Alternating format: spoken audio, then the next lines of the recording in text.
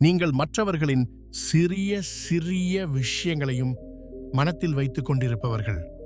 அவர்களிடமிருந்து ஒரு சிறிய வார்த்தை கேட்டாலே போதும், நீங்கள் உடைந்து போய்விடுகிறீர்கள். அடுத்த முறை அந்த நபர் மாறுவார் என்று ஒவ்வொரு முறையும் நம்பி அதே காயத்தை மீண்டும் உங்கள் இதயத்தில் வைத்துக்கொண்டு நீங்களே உங்களை வலிக்க வைக்கிறீர்கள்.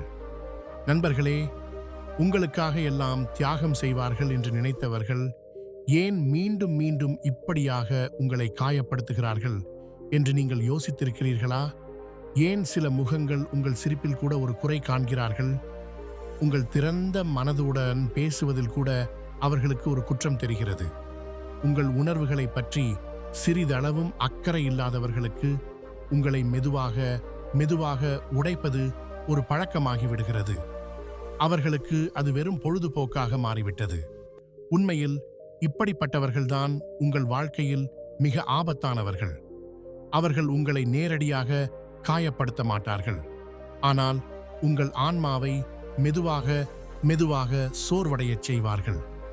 நீங்கள் பழைய மனிதர் அல்ல, உள்ளுக்குள் உடைந்து போய்விட்டீர்கள் என்பதை கூட நீங்களே உணர முடியாத நிலைக்கு அவர்கள் உங்களை கொண்டு போவார்கள்.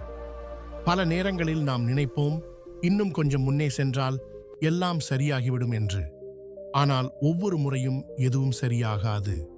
அதற்கு பதிலாக நாம் நம்மையே மேலும் மேலும் இழந்து கொண்டே போகிறோம். மன அமைதி இந்த உலகத்தில் மிக மதிப்புள்ள ஒன்றாகும். யாராவது உங்கள் மன அமைதியை மீண்டும் மீண்டும் கவர்ந்து கொண்டிருந்தால் நான் சொல்வதை கவனமாக கேளுங்கள். அந்த நபர் யாராக இருந்தாலும் அவர்களிடமிருந்து தூரமாக இருப்பதே மிகச் சிறந்தது. கௌதம புத்தர் சொல்லியிருக்கின்றார், மனதை அடக்குவது ஆயிரக்கணக்கான போர்களை வெல்வதைக் காட்டிலும் பெரிய வெற்றியாகும் என்று. ஆனால் உங்களோடு வாழ்பவர்கள் ஒவ்வொரு நாளும் உங்கள் மனதை தோற்கடித்துக் கொண்டிருந்தால் உங்கள் வளர்ச்சி ஒருபோதும் நடக்காது. ஒரு சிறிய உதாரணம் எடுத்துக்கொள்ளுங்கள். உங்கள் மனம் ஒரு பூந்தோட்டம் என்று நினையுங்கள். நீங்கள் ஒவ்வொரு நாளும் அதில் நல்ல எண்ணங்கள், கடின உழைப்பு, நேர்மை ஆகியவற்றின் விதைகளை விதைக்கிறீர்கள். ஆனால் யாராவது ஒவ்வொரு நாளும் வந்து அதில் விஷம் தெளித்தால் அந்த பூந்தோட்டத்தை நீங்கள் காப்பாற்ற முடியுமா? முடியாதே.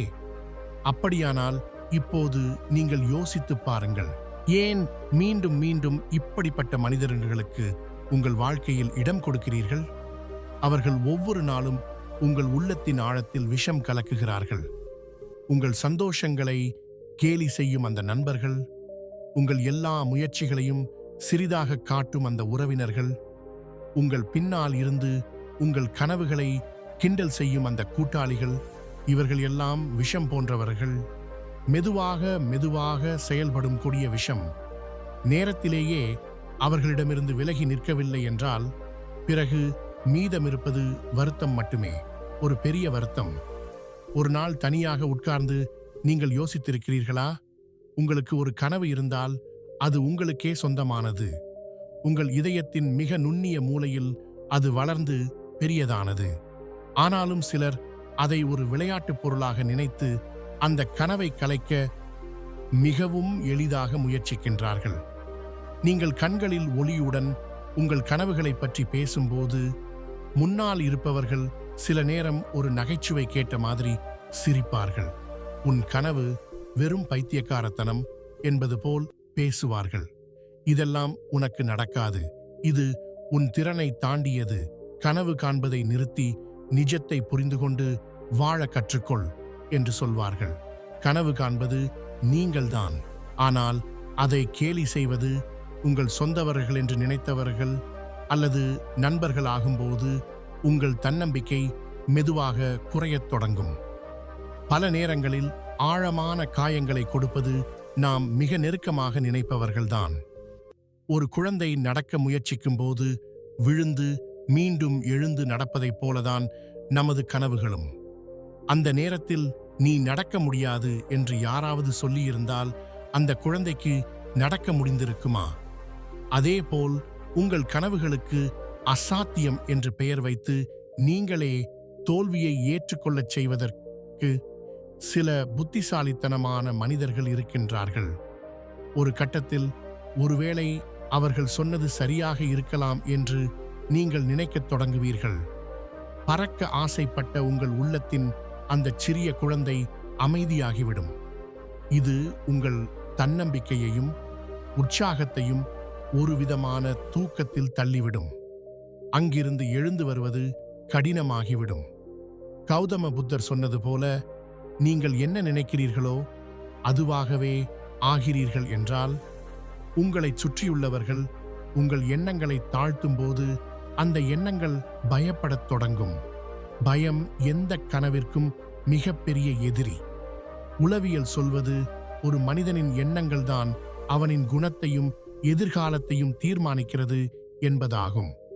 யாராவது தொடர்ந்து உங்கள் எண்ணங்களை காயப்படுத்திக் கொண்டிருந்தால் அவர்கள் உங்கள் எதிர்காலத்தையும் அழிக்கின்றார்கள் என்பதை புரிந்து கொள்ளுங்கள். இந்த மனிதர்களால்தான் உலகத்தில் லட்சக்கணக்கானோர் தங்கள் கனவுகளை பாதியில் கைவிடுகிறார்கள். கனவு தவறானது என்று அவர்கள் நினைத்திருக்கலாம். ஆனால் உண்மையில் தவறு உங்களை இப்படி சிந்திக்க வைத்த மனிதர்களிடம்தான். வெற்றி பெற்ற எந்த மனிதனின் வாழ்க்கையிலும் ஒரு கட்டத்தில் மக்கள் அவர்களின் கனவுகளை கேலி செய்வார்கள். ஆனால் அவர்கள் அதை கேட்பார்கள், நம்ப மாட்டார்கள். தங்கள் தன்னம்பிக்கையையும் எண்ணங்களையும் நம்பிக்கைகளையும் பிறரின் கேலிக்கு ஒப்படைக்க மாட்டார்கள். உங்கள் கனவுகளை கேலி செய்பவர்கள் உங்களுக்கு தகுதியானவர்கள் அல்ல என்பதை எப்பொழுதும் நினைவில் வைத்துக் கொள்ளுங்கள். அவர்களை புரிந்து கொள்ள உங்கள் நேரத்தை வீணாக்க வேண்டாம். ஏனெனில் சிறிய எண்ணம் கொண்டவர்கள் பிறரின் பெரிய கனவுகளை ஏற்றுக்கொள்ள முடியாது. உங்கள் கனவுகளின் மதிப்பை நீங்கள்தான் உணர வேண்டும். அது ஒரு ஃபேஷன் அல்ல, அது உங்கள் ஆன்மாவின் குரல். யாராவது உங்கள் ஆன்மாவின் குரலை கேலி செய்தால் அந்த நபர் உங்கள் வாழ்க்கையின் ஒரு பகுதியாக இருக்க தகுதியானவர் அல்ல என்பதை புரிந்து கொள்ளுங்கள். உங்களை பறக்க ஊக்கப்படுத்துவோரையே உங்கள் அருகில் வைத்துக் கொள்ளுங்கள். உங்கள் இறக்கைகளை பிடுங்க முயற்சிப்பவர்களை அல்ல. நினைவில் கொள்ளுங்கள், நீங்கள் உங்கள் கனவை கைவிட்டால் உலகத்திற்கு ஒன்றும் இழப்பு இல்லை. ஆனால் நீங்கள் உங்களையே இழந்து விடுவீர்கள். அதனால் உங்கள் கனவுகளை கேலி செய்பவர்களிடமிருந்து விலகியிருங்கள். இல்லையென்றால் ஒரு நாள் நீங்கள் உங்கள் கண்களையே பார்த்து கொள்ள முடியாத நிலைக்கு வருவீர்கள். அந்த வருத்தம் மிகவும் பெரியதாக இருக்கும். சில முகங்கள் மிகவும் இனிமையாக தோன்றும். ஆனால் அவர்களின் உண்மையான சுயநலம் உங்களுடைய சந்தோஷத்தை கவரும் வரைக்கும் தான். சில உறவுகள் மிகவும் நெருக்கமானவை போல தோன்றும். ஆனால் அது அவர்களின் தேவைகள் நிறைவேறும் வரைக்கும் தான். சில மனிதர்கள் வாழ்க்கையில் தேநீரில் சர்க்கரை கரைவது போல கலந்து விடுவார்கள். அவர்களின் தேவைகள் முடிந்ததும் அவர்கள் ஒருபோதும் இருந்ததே இல்லை என்பது போல் காணாமல் போய்விடுவார்கள். ஒருமுறை மனதை திறந்து யோசித்துப் பாருங்கள். உங்கள் துன்பங்களில் எப்போதும் பிஸி என்று நடிக்கும் ஒருவர், ஆனால் உங்கள் வெற்றியில் மட்டும் உடனே முன்னால் தோன்றுபவர், தேவையான போது மட்டும் ஓடி வருபவர், வேலை முடிந்ததும் ஒரு நன்றி கூட சொல்லாமல் மறைந்து போகும் ஒருவர் உங்கள் வாழ்க்கையில் இருக்கிறாரா? இருந்தால் புரிந்து கொள்ளுங்கள், அவருக்கு நீங்கள் வெறும் ஒரு கருவி மட்டுமே, ஒரு பயன்பாடு மட்டுமே. சில மனிதர்கள் இருக்கிறார்கள், அவர்கள் தங்கள் சொந்த லாபத்துக்காக எந்த வழியையும் தேடும் மனிதர்கள். அவர்களுக்கு உங்கள் நட்பு என்பது வெறும் ஒரு வியாபாரம்தான். உங்கள் உணர்வுகள் அவர்களுக்கு பயனுள்ளதாக இருக்கும் வரை மட்டுமே. உங்கள் நேரம், உழைப்பு, நம்பிக்கை எல்லாம் அவர்களுக்கு. ஆனால் உண்மை என்னவென்றால், அவர்களின் ஒவ்வொரு சிரிப்பும், ஒவ்வொரு நெருக்கமும், ஒவ்வொரு வார்த்தையும் அனைத்தும் ஒரே ஒரு சுயநலமான இலக்கை நோக்கி மட்டுமே செல்லும். இப்படிப்பட்ட மனிதர்களிடமிருந்து நீங்கள் தப்பிக்கவில்லை என்றால், ஒரு நாள் உங்கள் இதயமும் ஆன்மாவும் முழுமையாக சோர்ந்து போய்விடும். உங்கள் நம்பிக்கை உடைந்து பிறகு எல்லா நல்ல மனிதர்களையும் சந்தேகத்துடன் பார்க்கத் தொடங்குவீர்கள். மிக ஆபத்தான விஷயம் என்னவென்றால், இவர்களிடமிருந்து தப்பிப்பது அவ்வளவு எளிதல்ல. காரணம், அவர்கள் உணர்ச்சி பூர்வமான வலைகளை விரிப்பார்கள். ஒருவேளை தவறு உங்களுடையதுதான் என்று கூட உங்களை நம்ப வைப்பார்கள். ஆனால் நின்று யோசியுங்கள். நீங்கள் ஒரு முடிவு எடுக்க வேண்டும். அது உங்களை நீங்களே காப்பாற்றிக் கொள்ளும் முடிவு. உங்கள் ஆற்றல், உங்கள் நேரம், உங்கள் இதயம் எந்த நிபந்தனையும் இல்லாமல் உங்களை ஆதரிப்பவர்களுக்காக மட்டும் பயன்படுத்துங்கள். உங்களை சுரண்டுபவர்களுக்காக அல்ல. நினைவில் கொள்ளுங்கள், வாழ்க்கை மிகவும் குறுகியது.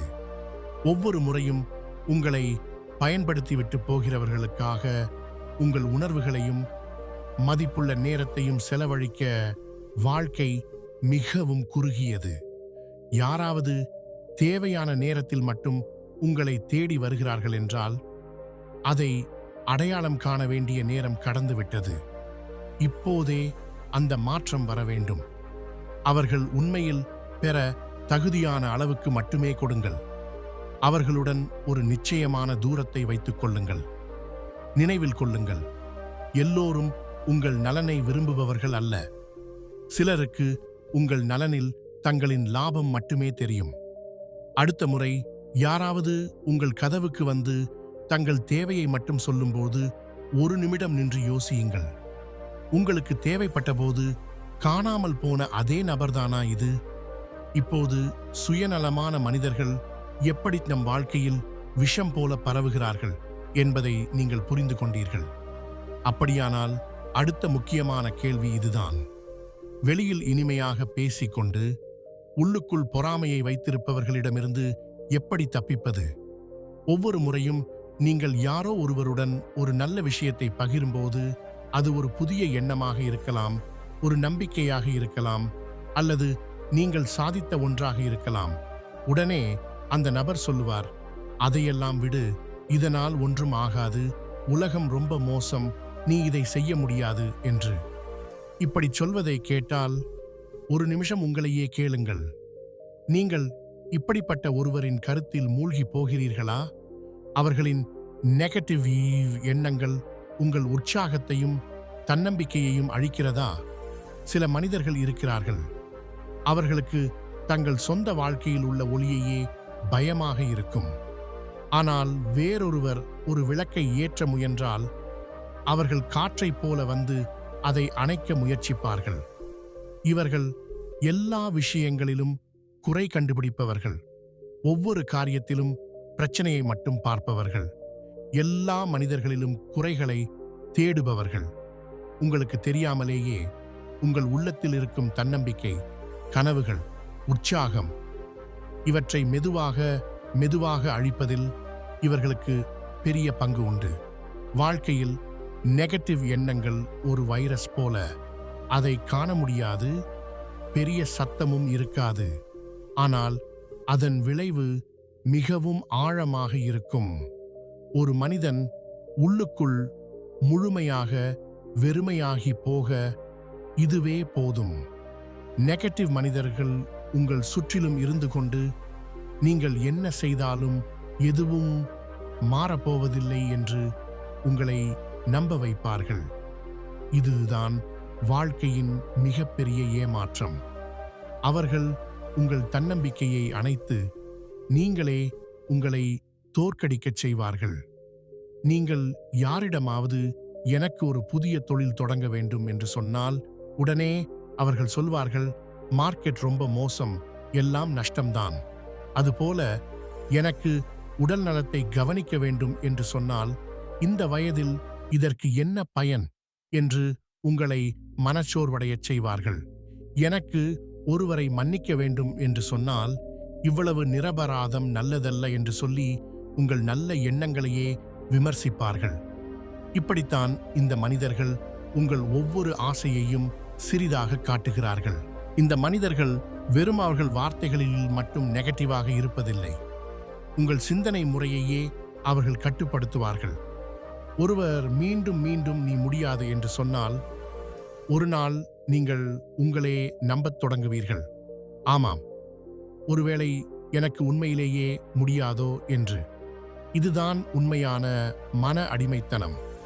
கௌதம புத்தர் ஒருமுறை சொன்னார், எரியும் நிலக்கரியை கையில் பிடித்தால் முதலில் எரியும் காயம் கைக்குத்தான். அதுபோல நெகட்டிவ் எண்ணங்கள் முதலில் உங்களைத்தான் அழிக்கின்றன. இப்பொழுது ஒரு நிமிடம் யோசித்து பாருங்கள். அந்த நிலக்கரியை நீங்கள் கையில் எடுக்கவில்லை என்றாலும் அதை அருகில் வைத்தால் அதன் புகை உங்களை தொந்தரவு செய்யாதா? இதுதான் நெகட்டிவ் மனிதர்களுடன் வாழும் வாழ்க்கையின் விளைவு. அவர்களின் நெகட்டிவிட்டி உங்களை நேரடியாக பாதிக்கவில்லை என்றாலும் அதன் விஷம் உங்கள் சுற்றுப்புறத்தை நிரப்பிவிடும்.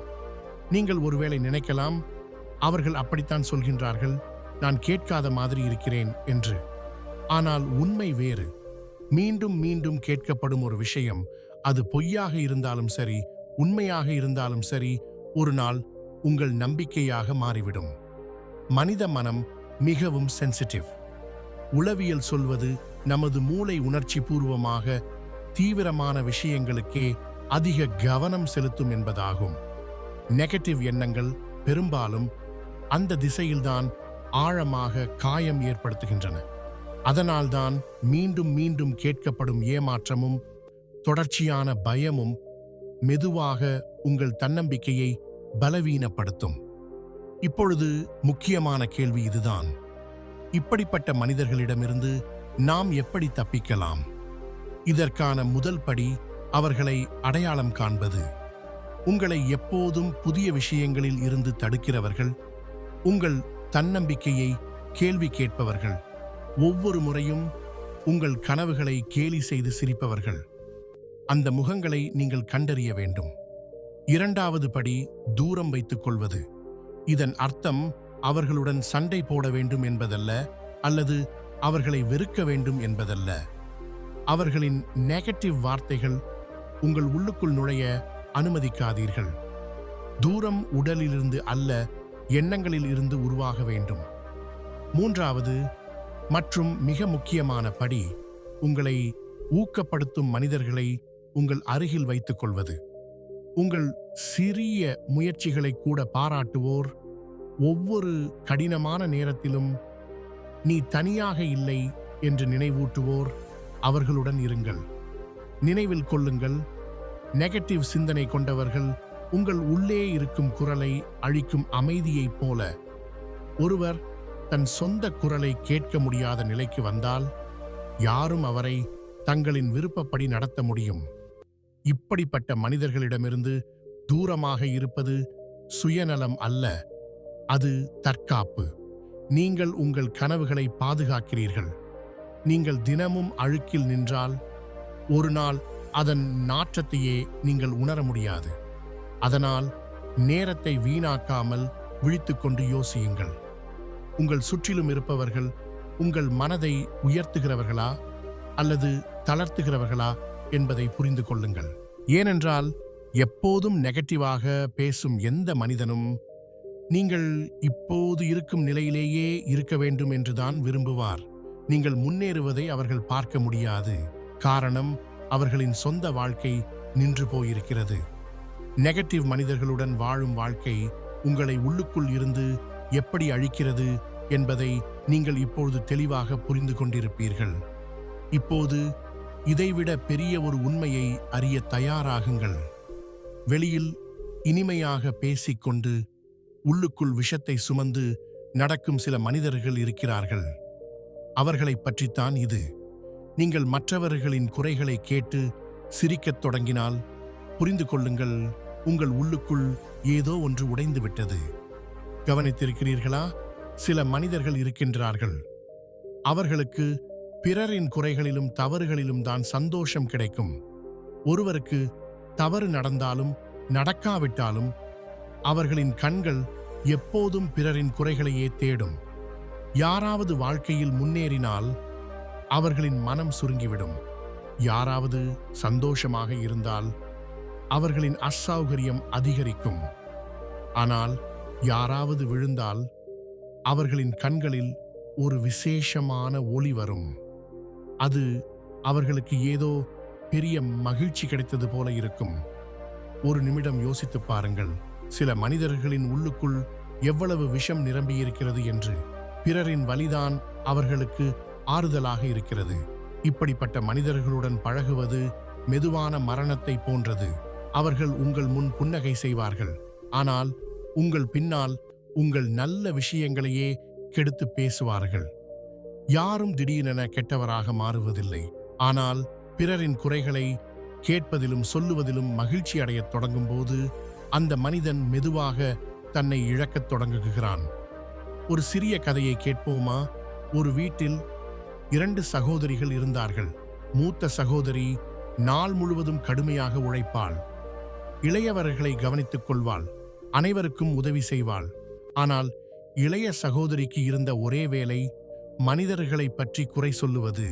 அவளின் வார்த்தைகள் இனிமையாக இருப்பது போல தோன்றும், ஆனால் அந்த வார்த்தைகளுக்குள் தீ மறைந்திருக்கும்.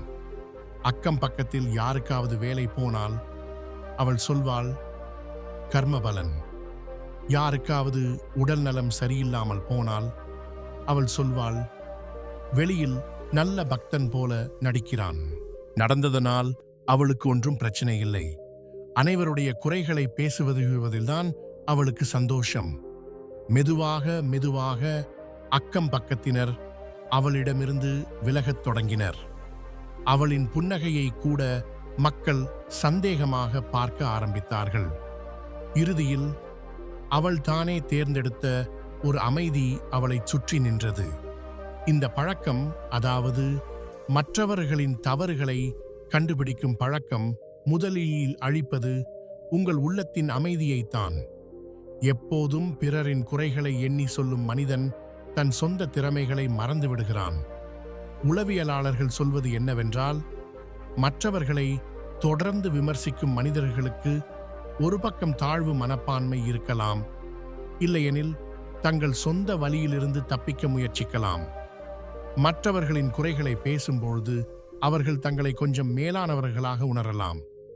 ஆனால் உண்மையில் அப்படி சிந்திப்பதால் நாம் பெரியவர்களாகவும் மகிழ்ச்சியானவர்களாகவும் ஆகவில்லை. புத்தர் சொன்னார், மற்றவர்களை தாழ்த்துவதால் யாரும் உயரத்திற்கு செல்வதில்லை என்று.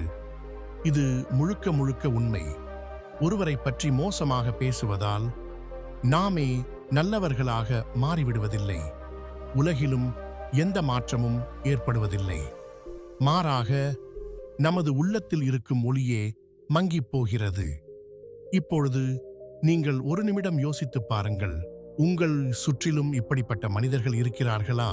எல்லா உரையாடலையும் பிறரின் குறைகளுக்கு திருப்புவோர், யாராவது முன்னேறினால் பொறாமைப்படுவோர், எப்போதும் பிறரின் வாழ்க்கையை ஒளிந்து பார்த்து தங்கள் உள்ளத்தில் இருக்கும் வெறுமையை நிரப்ப முயற்சிப்போர். இப்படிப்பட்ட மனிதர்களிடமிருந்து விலகி நிற்பது அகந்தை அல்ல, அது தற்காப்பு. நீங்கள் உங்கள் கனவுகளை பாதுகாக்கிறீர்கள், ஏனென்றால் நீங்கள் தினமும் பிறரின் குறைகளை கேட்க பழகினால் உங்களுக்கே தெரியாமல் நீங்களும் அதுபோல ஆகத் தொடங்குவீர்கள்.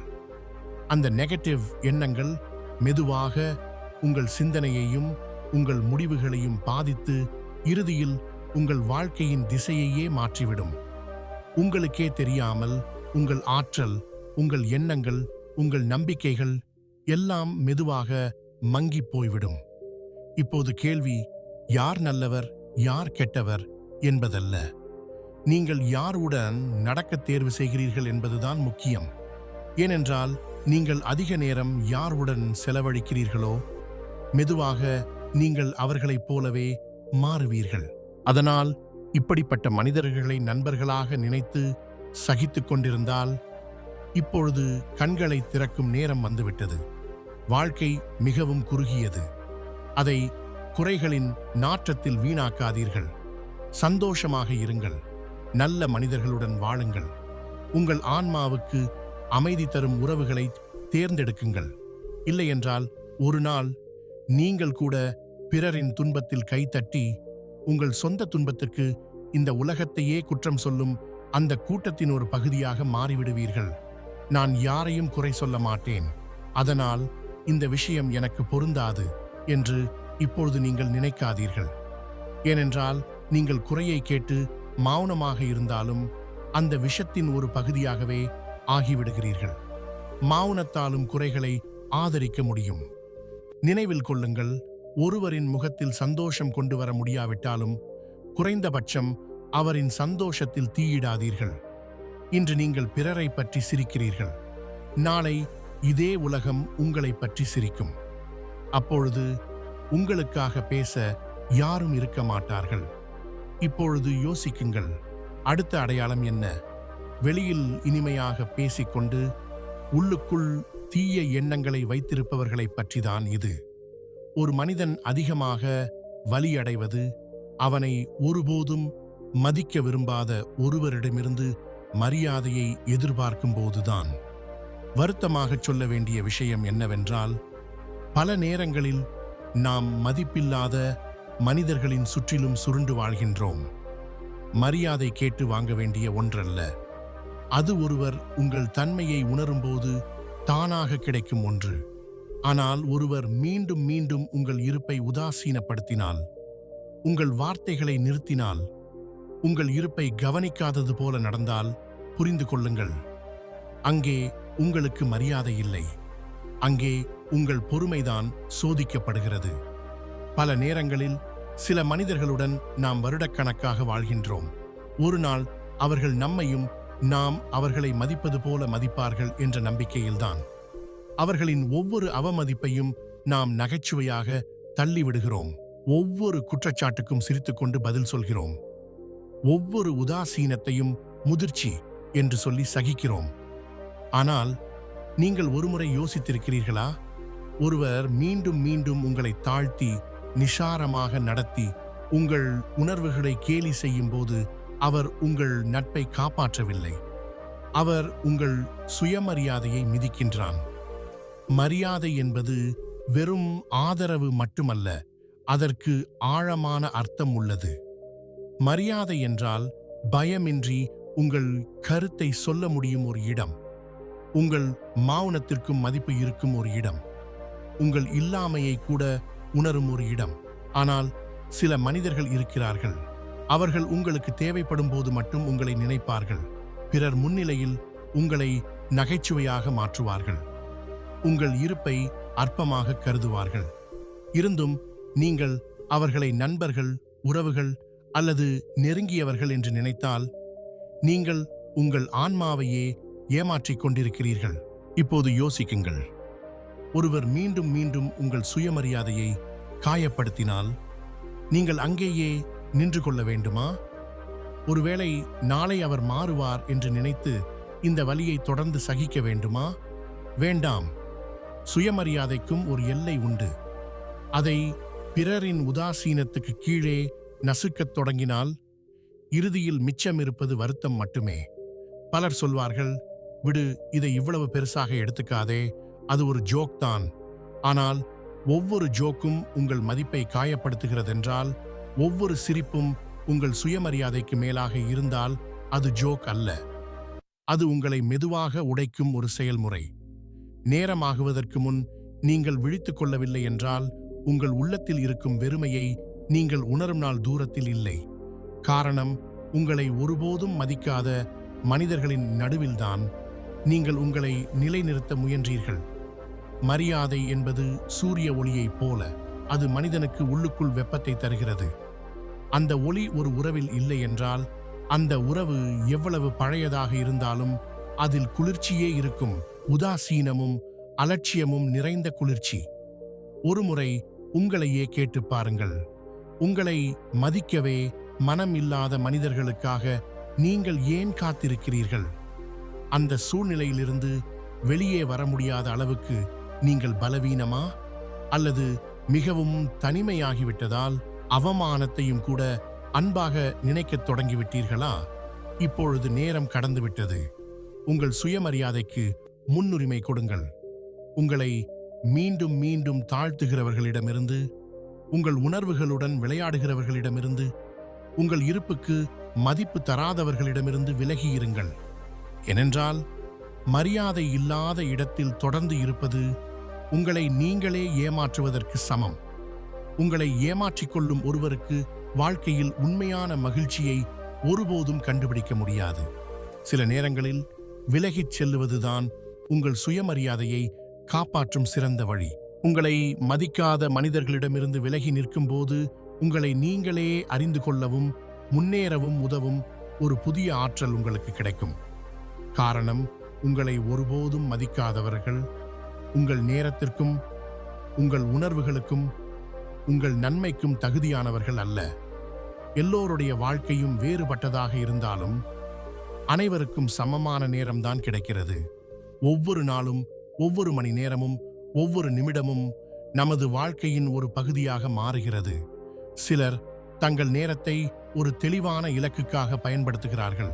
ஆனால் சிலர் எதையும் தராத, எதையும் கற்றுக்கொடாத மனிதர்களுடன் அதை வீணாக்குகிறார்கள். நமது வாழ்க்கையில் பல வகையான மனிதர்கள் இருக்கிறார்கள். சிலர் நம்முடன் நடந்து நமது கனவுகளை புரிந்து கொண்டு நம்மை ஆதரிப்பார்கள். ஆனால் சிலர் நமது சந்தோஷத்தை பார்த்து பொறாமைப்படுவார்கள். இவர்களுக்கு நமது வெற்றி, நமது புன்னகை, நமது மகிழ்ச்சி எதையும் ஏற்றுக்கொள்ள முடியாது. இந்த பொறாமையும் வெறுப்பும் நமது சுற்றுப்புறத்தையே மெதுவாக அழித்துவிடும். நீங்கள் இதை அனுபவித்திருக்கிறீர்களா? நீங்கள் சந்தோஷமாக இருக்கும்போது சிலர் திடீரென அமைதியாகி விடுவது அல்லது உங்கள் மகிழ்ச்சியை குறைக்கும் ஏதாவது சொல்லுவது. நாம் ஒருபோதும் எதிர்பார்க்காத சில மனிதர்களே நமது மகிழ்ச்சியின் மிகப்பெரிய எதிரிகளாக மாறுவார்கள். இங்கே கேள்வி அவர்கள் ஏன் பொறாமைப்படுகின்றார்கள் என்பதல்ல, நாம் எவ்வளவு நேரம் எதற்காக அவர்களுடன் செலவழிக்கின்றோம் என்பதே முக்கியம். இந்த மனிதர்கள் நமது சந்தோஷத்தை புரிந்து கொள்வார்கள் என்று நாம் நினைக்கின்றோம். ஆனால் உண்மையில் அவர்கள் நம்மை சோகமாக பார்க்க விரும்புகிறார்கள். நாம் மகிழ்ச்சியாக இருக்கும்போது அவர்கள் தங்களின் அதிருப்தியை நமது சந்தோஷத்தின் முன் கொண்டு வந்து அதை அழிக்க முயற்சிப்பார்கள். ஏன்? ஒருவேளை அவர்களின் வாழ்க்கையில் மகிழ்ச்சிக்கே இடமில்லாததால் இருக்கலாம். அவர்கள் விரும்புவது நாமும் அவர்கள் வாழும் அதே இருளில் வாழ வேண்டும் என்பதே. ஒரு நிமிடம் யோசித்துப் பாருங்கள். நீங்கள் ஏதாவது ஒரு முக்கிய விஷயத்தில் வெற்றி பெற்றிருக்கிறீர்கள். உதாரணமாக, ஒரு பெரிய சாதனையை அடைந்திருக்கலாம் அல்லது ஒரு கடினமான இலக்கை நிறைவேற்றியிருக்கலாம். அந்த மகிழ்ச்சியை நீங்கள் உங்கள் நண்பர்களுக்கும் உறவினர்களுக்கும் பகிர்கிறீர்கள். அப்போது என்ன பதில் கிடைக்கிறது? சிலர் சொல்வார்கள், இதெல்லாம் பெரிய விஷயம் இல்லை. சிலர் சொல்வார்கள், நீ ஒன்றும் செய்யவில்லை, அதிர்ஷ்டம்தான் உதவியது. சிலர் உள்ளுக்குள் பொறாமையுடன் எரிவது போல அமைதியாகி விடுவார்கள். இதை நீங்கள் ஒருபோதாவது அனுபவித்திருக்கிறீர்களா? இது உங்களுக்கு உண்மையான சந்தோஷத்தை தருகிறதா? நிச்சயமாக இல்லை. மாறாக இது நம்மை இன்னும் அதிகமாக மன அமைதி இழக்கச் செய்கிறது. காரணம், நமது வெற்றியை ஏற்றுக்கொள்வதற்கு பதிலாக அதை மறுக்க முயற்சிக்கும் மனிதர்களை நம்மை சுற்றி பார்க்கிறோம். இது ஒருபோதும் முடிவடையாது. சில நேரங்களில் அவர்கள் நமது சந்தோஷத்தை நேரடியாக அற்பமாக காட்டுவார்கள். நமது வெற்றியை கொண்டாடுவது அவர்களுக்கு ஒரு விஷயமே அல்லாதது போல நடந்து கொள்வார்கள். அவர்களின் கண்களில் பொறாமையும் வெறுப்பும் தெளிவாக தெரியும். அவர்கள் ஒருபோதும் உண்மையாக சந்தோஷப்படுவதில்லை. காரணம், அவர்களின் முழு கவனமும் நமது சந்தோஷத்தை குறைப்பதில்தான் இருக்கும். அவர்களின் உலகத்தில் நாம் சந்தோஷமாக இருந்தால் அதற்கு பொருள் அவர்கள் பெரிய வழியில் இருக்கிறார்கள் என்பதே. ஏனெனில் நமது சந்தோஷம் அவர்களுக்கு ஒரு அச்சுறுத்தலாக தோன்றுகிறது. ஆனால் இந்த மனிதர்கள் என்ன செய்கிறார்கள் தெரியுமா? அவர்கள் நம்மை தங்கள் அதிருப்தியோடு இணைத்து விடுகிறார்கள். நாம் சந்தோஷமாக இருக்கும்போது உன் சந்தோஷம் பெரிய விஷயம் இல்லை, உன் வெற்றிக்கு அர்த்தமில்லை என்று நம்மை நம்ப வைக்க முயற்சிக்கிறார்கள். இந்த வெறுப்பும் பொறாமையும் நிறைந்த வலையில் சிக்கி நாமே நமது சந்தோஷத்தை தளர்த்திக் கொள்கிறோம். உனக்கு சந்தோஷம் இருக்கலாம், ஆனா உனக்கு உண்மையான சந்தோஷம் என்னன்னு தெரியாது என்று யாராவது சொன்னதை நீங்கள் கேட்டிருக்கிறீர்களா?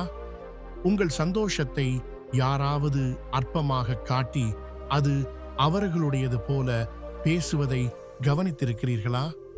இப்படிப்பட்ட நெகட்டிவ் எண்ணங்கள் உங்களை சுற்றி இருந்தால் மிகவும் முக்கியமான ஒன்று அந்த மனிதர்களிடமிருந்து தூரமாக இருப்பது. உங்கள் சந்தோஷம், உங்கள் உரிமை, அதை அழிக்க யாருக்கும் அனுமதி கொடுக்காதீர்கள். அவர்களின் வெறுப்புக்கும் பொறாமைக்கும் உங்கள் உள்ளத்தில் இடம் கொடுத்தால் நீங்கள் உங்கள் சந்தோஷத்திலிருந்து மெதுவாக விலகி போய்விடுவீர்கள். இந்த நேரத்தில் நீங்கள் ஒரு விஷயத்தை புரிந்து கொள்ள வேண்டும். மனிதர்கள் உங்களை விட சிறந்தவர்களாக இருக்க முடியாததால்தான் அவர்களுக்கு உங்களை பற்றி பொறாமை வருகிறது. அவர்களின் சொந்த தோல்விகள்தான் உங்கள் வெற்றியில் பொறாமைப்படச் செய்கின்றன. உங்கள் சந்தோஷத்தில் பிறரின் வெறுப்பை கலக்க விடாத வலிமை உங்களிடம் இருக்கும் வரை நீங்கள் அந்த பொறாமையிலிருந்தும் வெறுப்பிலிருந்தும் தூரமாக இருப்பீர்கள். ஆனால் இது எப்போதும் சாத்தியமா? நமது சந்தோஷத்தில் பொறாமைப்படும் மனிதர்களிடமிருந்து நாம் எப்போதும் விலகி இருக்க முடியுமா? இல்லை, அது எப்போதும் சாத்தியமில்லை. சில மனிதர்கள் நமக்கு மிகவும் நெருக்கமானவர்களாக இருப்பார்கள். அவர்களை நாம் உதாசீனப்படுத்த முடியாது. அவர்கள் நமது குடும்ப உறுப்பினர்களாக இருக்கலாம், நண்பர்களாக இருக்கலாம், அல்லது நாம் அதிக நம்பிக்கை வைத்திருப்பவர்களாக இருக்கலாம். இந்த மனிதர்களிடமிருந்து நமது சந்தோஷத்தை பாதுகாப்பது மட்டுமல்ல, அவர்களின் வெறுப்பும் பொறாமையும் நெகட்டிவிட்டியும் நமது சந்தோஷத்தின் பாதையில் வரவிட மாட்டோம் என்பதை அவர்களுக்கு புரிய வைக்கவும் வேண்டும். இப்பொழுது ஒரு கேள்வி எழுகிறது. நாம் இந்த மனிதர்களிடமிருந்து தூரமாக இருக்க வேண்டுமா? ஆம், நிச்சயமாக நாம் அவர்களிடமிருந்து தூரமாக இருக்க வேண்டும். ஏனெனில் உங்கள் சுற்றிலும் உங்கள் சந்தோஷத்தில் மட்டும் பொறாமைப்படும் மனிதர்களை வைத்துக் கொண்டால் அவர்கள் உங்கள் ஆற்றல், உங்கள் நம்பிக்கை, உங்கள் ஊக்கம் எல்லாவற்றையும் திருடிவிடுவார்கள். அவர்கள் உங்களை பற்றி மோசமாக நினைக்கச் செய்வார்கள். உங்கள் வெற்றிக்கு எந்த மதிப்பையும் கொடுக்க மாட்டார்கள். இப்படிப்பட்ட மனிதர்களுக்கு ஒருபோதும் உண்மையான சந்தோஷம் கிடைக்காது. நமது சந்தோஷத்துடன் இணைத்து நமது சந்தோஷத்தை அழிக்க முயற்சிப்பவர்கள் இருக்கலாம். ஆனால் நமக்கு நமது சந்தோஷத்திற்கு முழு உரிமை உள்ளது. அது மற்ற யாருடைய காரணத்தாலும் குறைய அனுமதிக்கக்கூடாது என்பதை இப்பொழுது புரிந்து கொள்ள வேண்டும். இப்படிப்பட்ட மனிதர்களிடமிருந்து விலகி உங்கள் சந்தோஷத்தை பாதுகாத்துக் கொண்டிருக்கும் வரை உங்களுக்கு எந்த பிரச்சனையும் வராது. அதனால் புரிந்து கொள்ளுங்கள், நீங்கள் சந்தோஷத்தால் சூழப்பட்டிருக்கும் போது உங்கள் சுற்றிலும் உள்ளவர்கள் பொறாமைப்படுகிறார்கள் என்றால் அதற்கு பொருள் உங்கள் சந்தோஷத்தில் குறை இருக்கிறது என்பதல்ல. அதற்கு பொருள் உங்கள் வெற்றி, உங்கள் புன்னகை, உங்கள் பாசிட்டிவிட்டி இவை அனைத்தும் தங்கள் நெகட்டிவிட்டி மற்றும் பொறாமையில் சிக்கிக் கிடக்கும் மனிதர்களுக்கு ஒரு சவாலாக மாறியிருக்கிறது என்பதுதான். இப்படிப்பட்ட மனிதர்களிடமிருந்து விலகியிருங்கள். உங்கள் சந்தோஷத்தை பாதுகாத்துக் கொள்ளுங்கள். இதுதான் உண்மையான வாழ்க்கை உண்மை. இப்போது நீங்கள் புரிந்து கொள்ள வேண்டியது, நீங்கள் உங்களை இந்த வெறுப்பிலிருந்தும் பொறாமையிலிருந்தும் விலக்கி வைத்துக் கொண்டால் உங்கள் சந்தோஷத்தை பாதுகாக்க முடியும் என்பதே. இதுதான் மிகப்பெரிய படி. உங்கள் சந்தோஷத்திற்கு வேறு யாருக்கும் உரிமை இல்லை. அது உங்கள் உரிமை. அப்படியானால் ஏன் அதை முழுமையாக ஏற்றுக்கொள்ளக்கூடாது? உங்கள் தன்னம்பிக்கையையும் சந்தோஷத்தையும் குறைக்க முயற்சிக்கும் மனிதர்களை உங்கள் வாழ்க்கையிலிருந்து விலக்கி வைக்க ஏன் முயற்சி செய்யக்கூடாது? உங்கள் வாழ்க்கையில் இனியும் இப்படிப்பட்ட ஊக்கமளிக்கும் எண்ணங்களையும் உங்களை மேம்படுத்தும் வழிகளையும் பெற விரும்பினால் எங்கள் சேனலை சப்ஸ்கிரைப் செய்யுங்கள். நாங்கள் உங்களுக்கு மேலும் பல எண்ணங்கள், கதைகள், வாழ்க்கை பாடங்கள் வழங்குவோம். அதன் மூலம் நீங்கள் எப்போதும் முன்னேறவும் உங்கள் வெற்றியின் பாதையில் பொறாமையும் நெகட்டிவிட்டியும் வராமல் இருக்கவும் உதவும். நினைவில் கொள்ளுங்கள், வாழ்வதற்கு நாம் சந்தோஷமாக இருக்க வேண்டும்.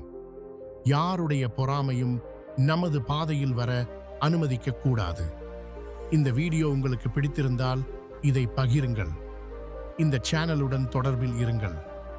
ஏனென்றால் இங்கே நாங்கள் ஊக்கமளிக்கும் கருத்துக்கள் மட்டுமல்ல, வாழ்க்கைக்கு ஒரு புதிய திசையை காட்டும் எண்ணங்களையும் பகிர்கிறோம். உங்கள் சந்தோஷத்தின் பாதையில் எந்த தடையும் வரக்கூடாது என்று நாங்கள் விரும்புகிறோம்.